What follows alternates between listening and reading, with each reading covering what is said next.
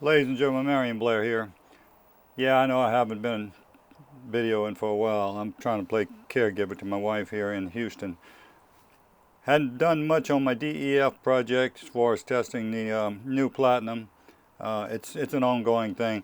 It's going to take quite a few months, maybe even longer, because I want to get some good data on it and stuff.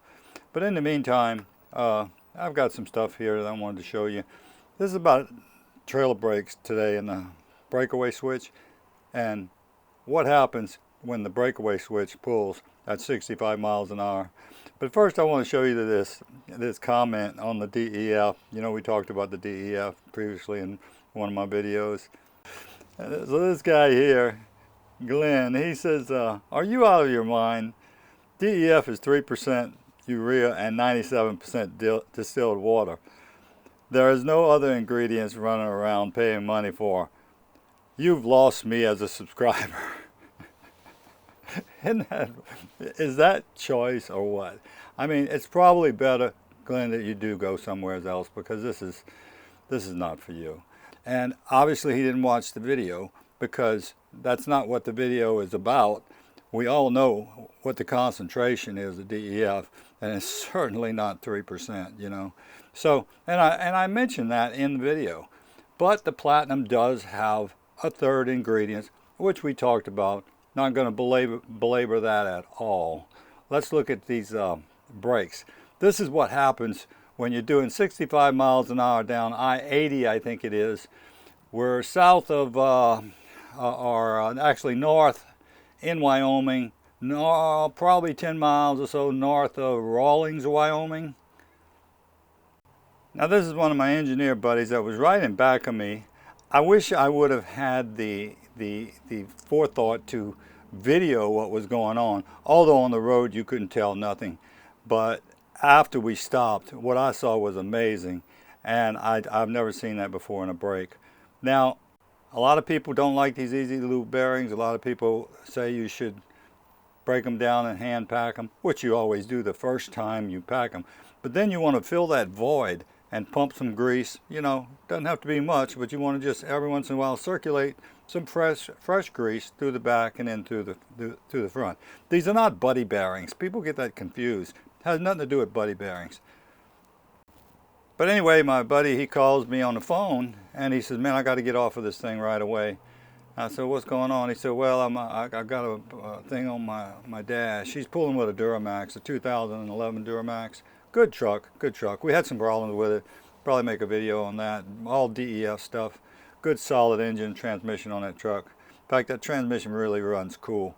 It runs a little cooler than my 68 RV on my Ram, just a little, but much cooler than the Ford Power Stroke, which is a 2021, I think, or 20 Power Stroke. Nice truck, but that transmission runs hot for some reason, like close to 200. Oh, and by the way, this is a perfect example of lug-centric, a lug-centric wheel. And all of these campers are, as far as I know. I say all of them. I got to watch that because somebody's going to call me on that. It's probably a lot of them, let's put it that way. But you can see that the hub itself is much bigger than or much smaller than the wheel itself. That's because they can just stamp these wheels out for all different types of axles and, you know, whoever makes them. And it's cheaper. But you're relying on the lugs to support this camper. Whereas, like we had talked about on the Ram, on the video that I had about lug-centric versus hub-centric. And on the Ram, it's actually the hub and the lugs that are supporting it, much stronger. Anyway, and you can see that now maybe it's just a picture here, but look how off-center that hub is. And that's why you want to use that adapter when you balance your tires, or have the shop, you know, use an adapter.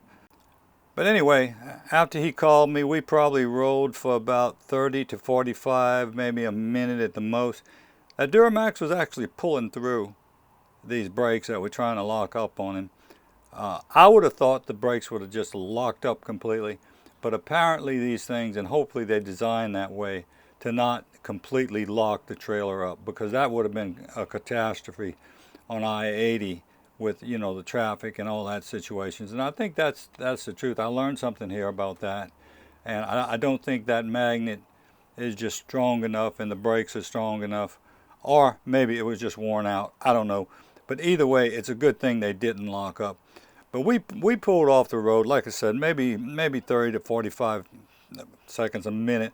I was right there at an intersection. I was leading, and we got off of there. And I wish I would have had the sense to pull my camera out and do a video of this, because what I saw was remarkable.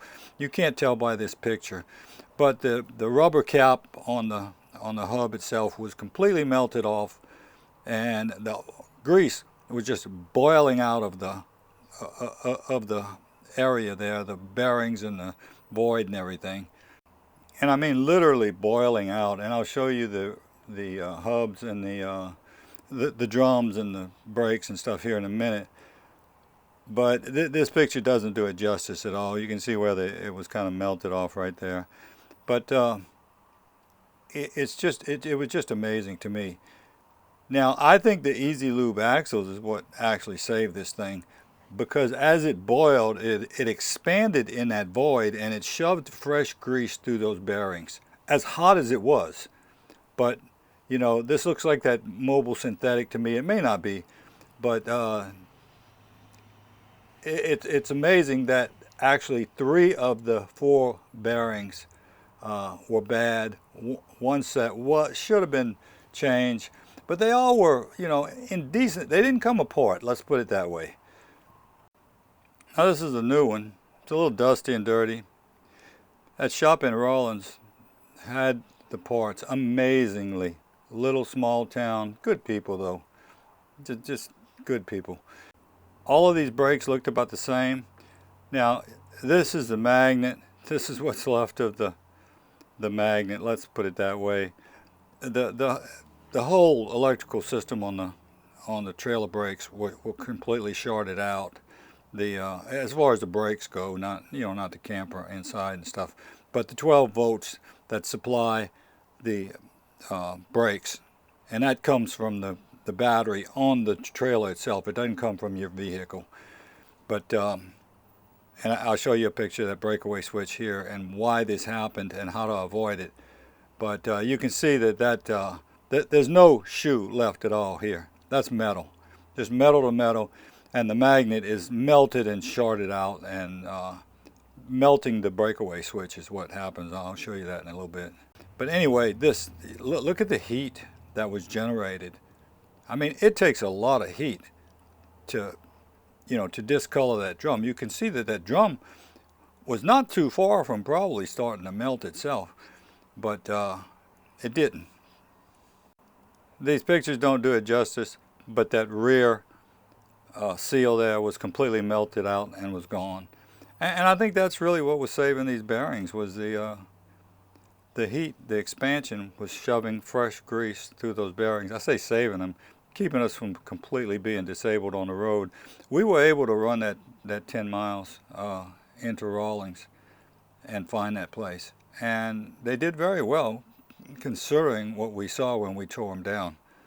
Fortunately, we had the perfect place to stop. It was just kind of a little pull off, a little farm road. It wasn't, we didn't have to try to work around and get into a parking spot or nothing. We just got off the interstate and pulled right over. And this is what I saw. And I grabbed my pliers and I cut these wires, because this switch right here was starting to melt. And you can see how it's pulled back. It's not supposed to be like that, obviously, right? It's supposed to be forward. And I'll tell you what I think happened here in a moment. There's a close-up of the breakaway switch. You can see the pin and cable's gone. Right there is where it started melting. It was smoking. And it was just dead shorted because of those. You saw those magnets. I mean, everything was just completely shorted out. So that's the reason for that. Here's a picture of the truck and RV repair in Rawlins, Wyoming. The guy saved us. Didn't have the self-adjusting. That doesn't matter. What he put on was just what we needed. Dexter stuff. Great place. Probably the only place, but it was did a good job. Wasn't his first rodeo. He just went through those things and, you know, put them together and packed them and everything else. We did lose one of the caps on the way home and put a plastic bag over it with a hose clamp, but just to keep the grease from getting contaminated. I'm not sure, maybe it wasn't put on completely and it kind of wobbled off. I suspect that's what happened, but nonetheless, not the end of the world. Now, how did this happen? Well, there's two ways, but it's very remote. What I believe happened, because he did it once before, but I think what happened here, it's clear to me now after thinking about it, is that he just forgot to hook the cable up to the trailer hitch. And of course there's a pull trailer, and that cable was dragging and eventually snagged something on the highway there, and it just ripped that thing back and pulled that breakaway cable. We thought, well, maybe something jumped up, but I don't believe. Now this is the way mine is right here. It's mounted a little bit differently, and it's at a little bit of angle, and it's not loose, it's just the way they mounted it, because it's probably a straighter shot to your trailer hitch. How do you avoid this? Well, this is what I'm doing now. And I'll bet you everybody that comes from everybody's trailer that comes from the manufacturer is probably looped through the chain like this. Is it right or wrong? I know in my past video they said, well, you should have it connected separately. I'm not sure I see the difference, to be honest with you. I know one thing. I don't believe I want that breakaway switch pulling on me at 65 miles an hour down the highway. That's not a good deal at all. So, I appreciate you guys watching my video. And until next time, adios.